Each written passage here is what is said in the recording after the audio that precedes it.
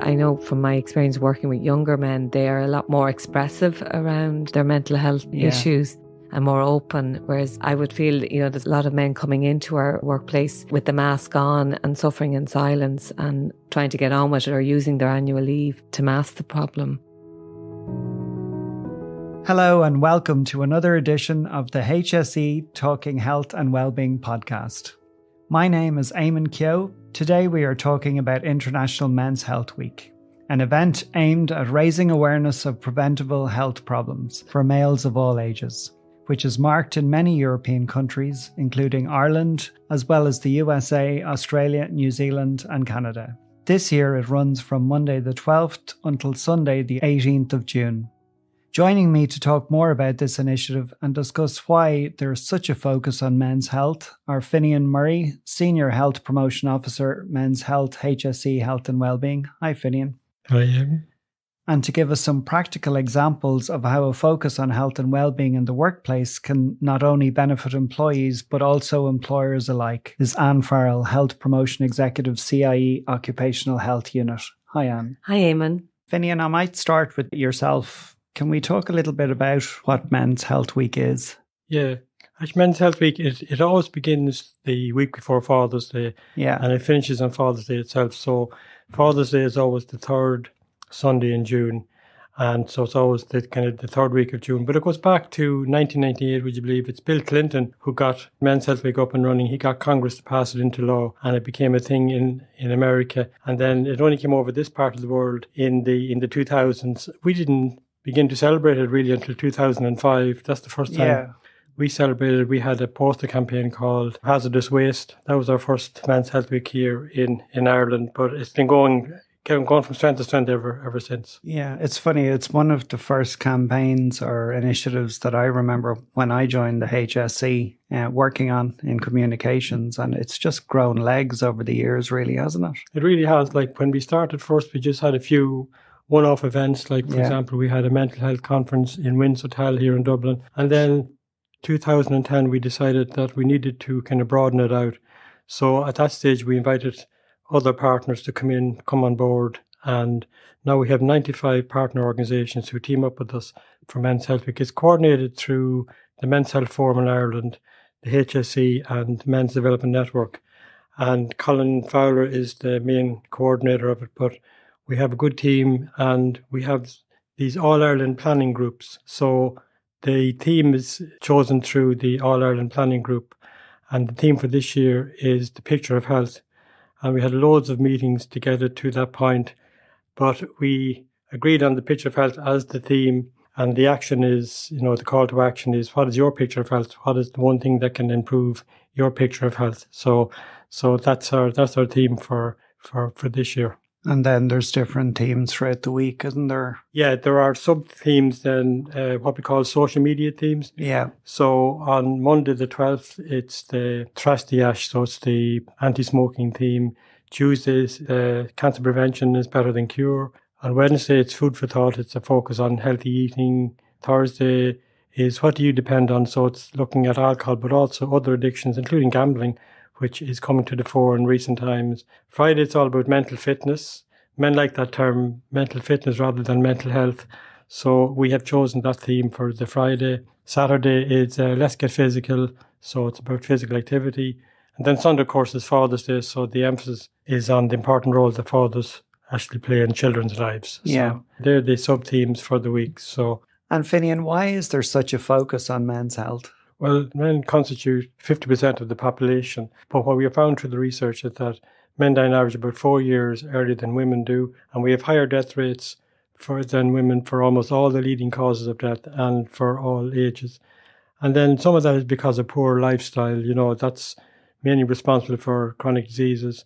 And then men are not good at going to the doctor in time, so late presentation to services can lead to a large number of problems becoming untreatable. So they're the main reasons why we'd like to put a focus on men's health.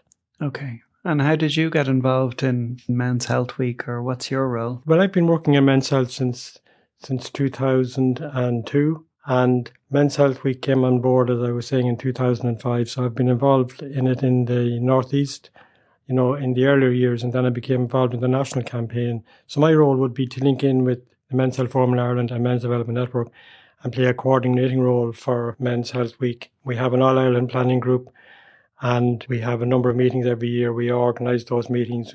We develop the resources. So, for example, this year, we're very excited about a new manual. It's a little booklet for men called Action Man. These are the 10 top tips for men's health, and that's coming out for Men's Health Week as well. It'll be available nationwide, and we did a lot of work in getting that out for this week. So yeah.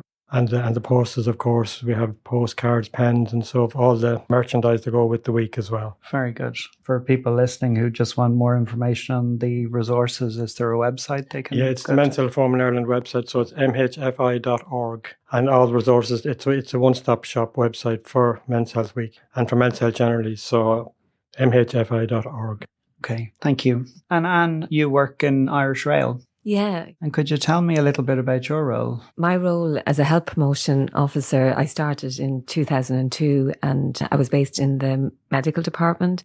So we work across company. So under the CIE group, we've Irish Rail, Bus Éireann, Dublin Bus, and we've a holding company. So we've a lot of men, over 10,000 staff, but 90% are men. So wow. Yeah, so I'm quite passionate about men's health, and I've been working and liaising with the Men's Health Forum and the Men's Development Group. They've been a great support for me in advocating men's health in the workplace. So my role, I suppose, it's busy. There's lots going on. Wellbeing has really come to the forefront in the last few years. Right. And management see it as a really important piece of the business. And we work in a highly safety industry, but the health piece is the piece that we really are focusing on now. I'm also a health coach as well, and I get lots of referrals for staff to kind of support them on their wellness journey. And when you say well-being and a wellness journey, what kind of activities would that entail? Yeah, well, I suppose we're working on a much more macro level. In Irish Rail, we have a programme called Ignition Go. It's been a one-year programme, and it's a bespoke programme for staff. And the CEO of that programme, she runs the diabetes department. So we're very interested in preventing chronic illness amongst our staff, such as diabetes, heart disease, and, various forms of cancer. So the average age of our staff is around 47, 49. So they're going into that middle age area, and we want to be very proactive in helping and supporting staff preventing chronic illness. And is it hard to get men to engage? Yeah, well, I suppose initially in my role, men were very dubious about coming in or looking for help, but slowly it's changing. And when men become fathers is a really a time when they do start looking at their health, and we see that as an opportunist time to kind of get men in. But with the Ignition Go program, we have about nearly up to 600 staff participating in this program. So it's slowly getting there, but we still have a long way to go. Yeah.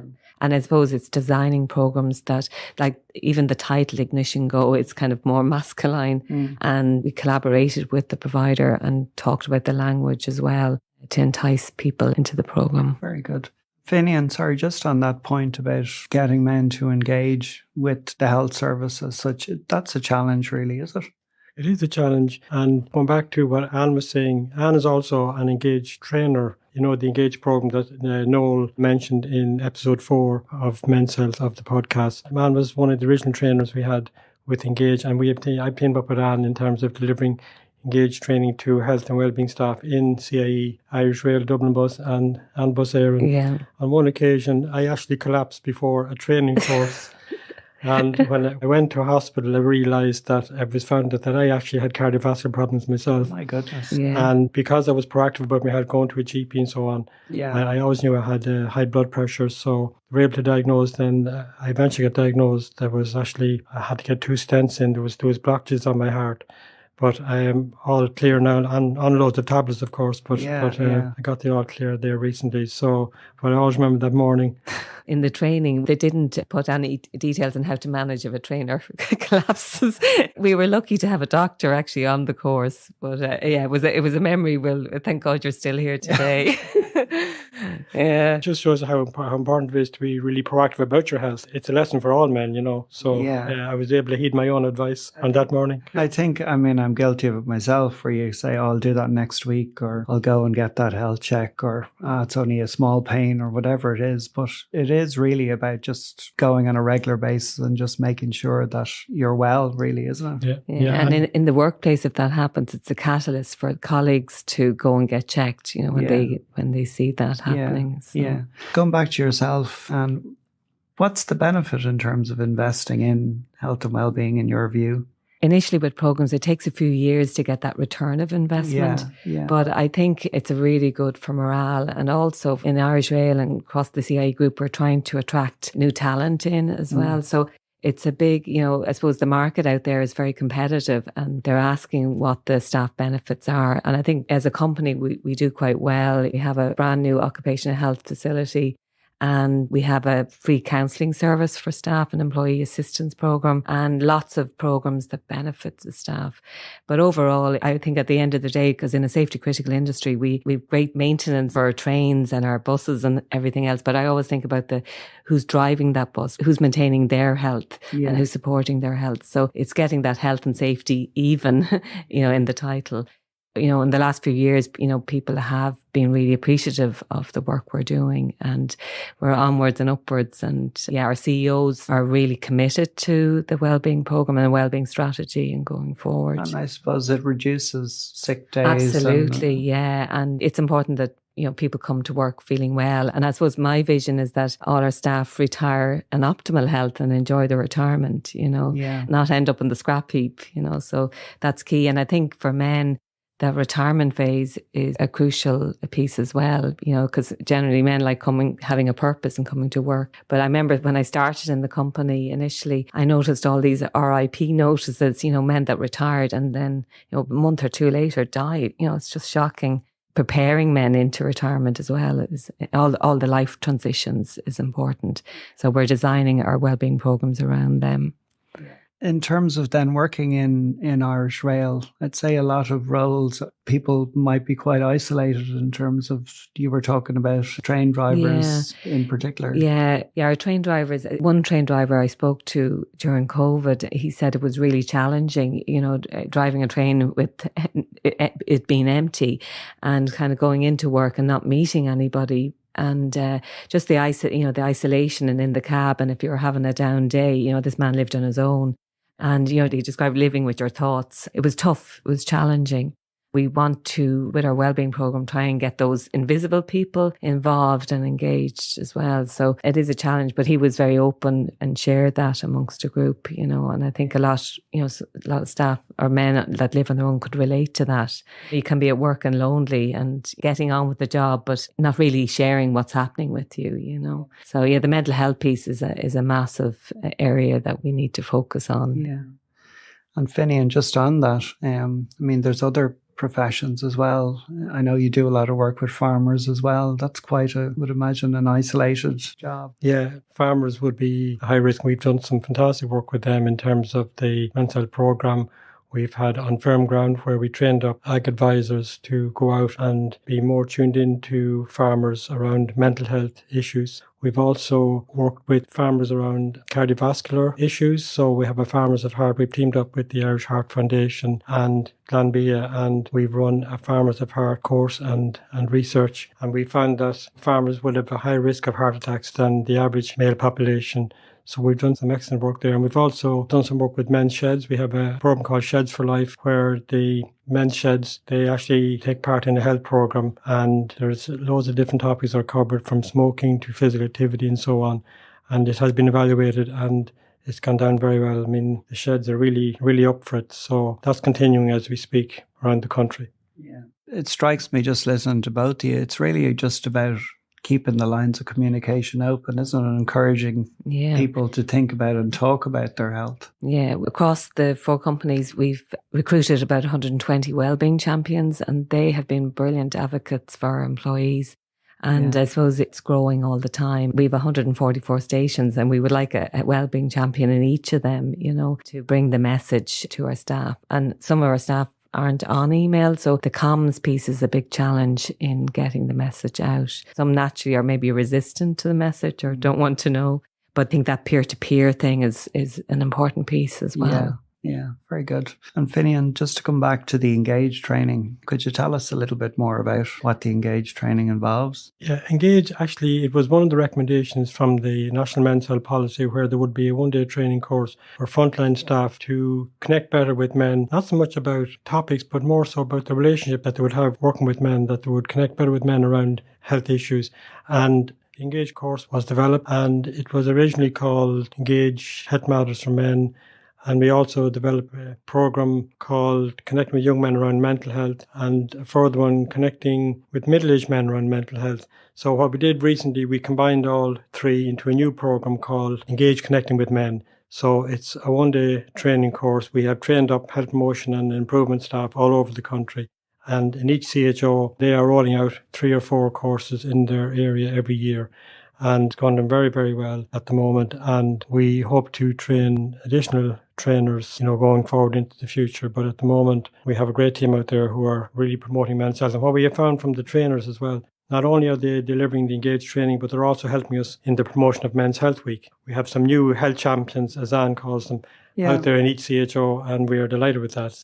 It's an unexpected outcome, but it's really working well for us. Very good. And you do Engage training in Irish Rail as well? I love it. I think it's just a brilliant program, and we get really good feedback. So we've so far probably got our safety reps involved, got our wellbeing champions, any staff that deal with men. We're running one on the 27th of June, just after Men's Health Week. So there's lots of interest in it. I'll continue to do about 2 of them a year. And we have wellbeing managers in each business interested in learning more about the Engage program. And actually, I'm part of the Railway Safety Standards Board in the UK. We have a Healthy Cultures group, and they have a big Railway Live conference, and I've been asked to speak about it there. So it's going, the news of Engage is going across the channel as well. So because it's evidence-based, it's really substantial piece of work. It's good. Very good. And actually, Finian, just when I was reading about Men's Health Week and the background to men's health, we're one of the 4 countries to have a men's health policy. Is that right? That's correct, yeah. Iran, Brazil, ourselves and Australia are the 4 countries that have a national men's health policy. But we were the first country in the world to actually develop a national men's health policy, and Australia followed suit quite soon afterwards. And then the policy has been reviewed. It was reviewed in 2016, and now we are working to the Healthy Ireland Men Action Plan, and that's been reviewed, but it's been extended then to 2027. So we are working in that, and all the different programs are all linked to the action plan. So it's a full strategy in how to tackle men's health in Ireland. So that's the way forward. That's what we all aspire to, and we all know where we're going because of the Healthy Ireland Men Action Plan. And Finian, you mentioned the booklet that was produced with the very colourful cover with an action man on it and the tagline, "What's your picture of health?" Could you tell us a little bit more about that booklet and what's in it?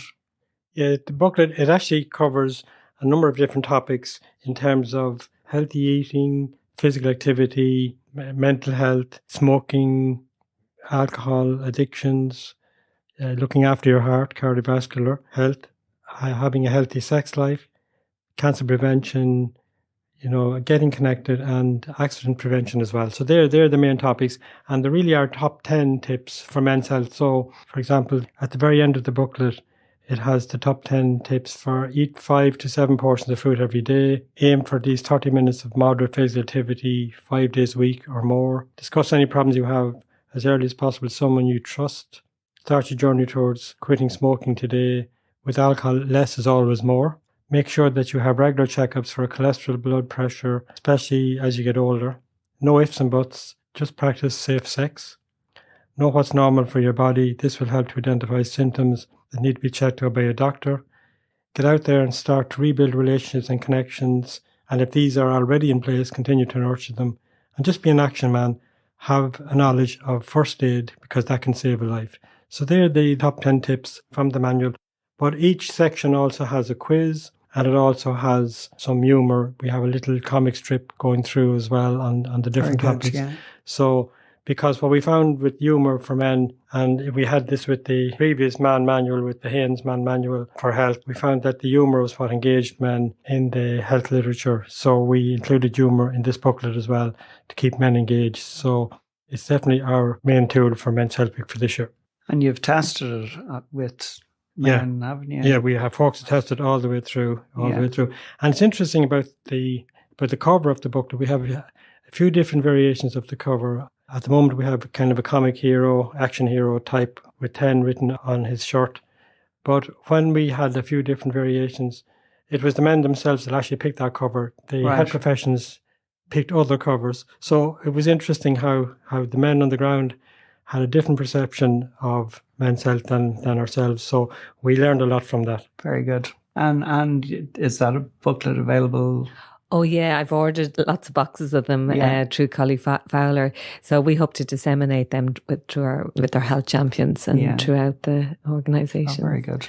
And Finian, where could somebody get the booklet? The booklet is also available through the Men's Health Forum in Ireland website, mhfi.org. So you can just click on how to order the booklet there. You can also download an electronic copy of it from that website as well. Okay. So if people just wanted to have a look at it, even before they order it, the hard copy, you can download it there. And save the trees. Save the trees. That's it, exactly, yeah. And could you tell me a bit more about other activities that are going on for Men's Health Week? We are supporting loads of different initiatives for Men's Health Week. For example, there's Men's Health Initiative in Kerry.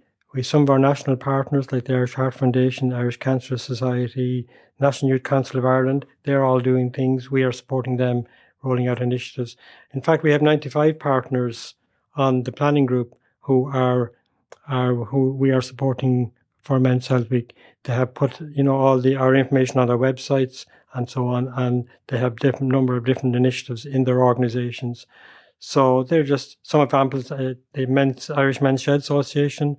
We support them in Men's Health Week. They have loads of initiatives all over the country. Men's Development Network as well. They have webinars and they also have conferences during Men's Health Week. So they're just some examples of what's happening out there. Yeah, it sounds like there's a lot of different events going on through the week. It reminds me of a St. Patrick's Day for men, doesn't it? And can I ask, Anne, from your perspective in Irish Rail, what are you going to be doing from Men's Health Week? Yeah, I suppose to point out, we're doing men's health every day. Of course, yeah. And we're just coming to an end of health screening for staff, and the uptake every year has just really increased. So we've had that nationally across the country. So I suppose every Thursday we have through the Ignition Go programme, we have different speakers. But actually, we just had a meeting last week and we were talking about getting our own men on a panel, to our champions and so on. And also to invite our CEO to share his experience. Unfortunately, Men's Health Week is also conflicting with Family Carers Ireland the same week. So we're going to blend in the caring role of men and their well-being in that. So kill two birds with one stone. But we'll also, through our comms, be putting on our Work Vivo platform and disseminating all the posters and everything out to our wellbeing champions. Yeah. So yeah, we have programs running in there in the background, but we'll just put a whole magnifying piece on what the Men's Health Forum are doing for Men's Health Week as well. Good.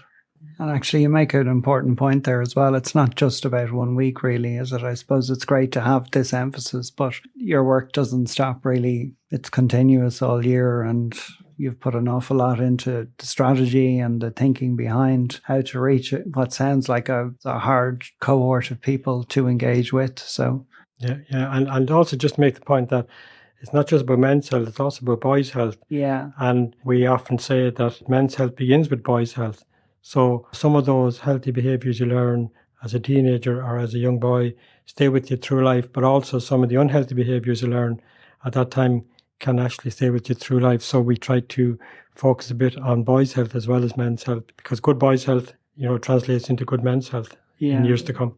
And we've lots of new apprentices coming on board across company. So I've run a program called Life Fit, and I've offered the health coaching 1-on-1 as well. So like that, getting them when they're coming into the company, and a lot of people that come into Irish Rail stay with the company for life. But I think it's a really important onboarding piece as well for our younger men. And do you find a different attitude to health in, say, younger men versus older or middle-aged men? Yeah, definitely, for sure. I know from my experience working with younger men, they are a lot more expressive around their mental health issues and more open. Whereas I would feel, there's a lot of men coming into our workplace with the mask on and suffering in silence and trying to get on with it or using their annual leave to mask the problem.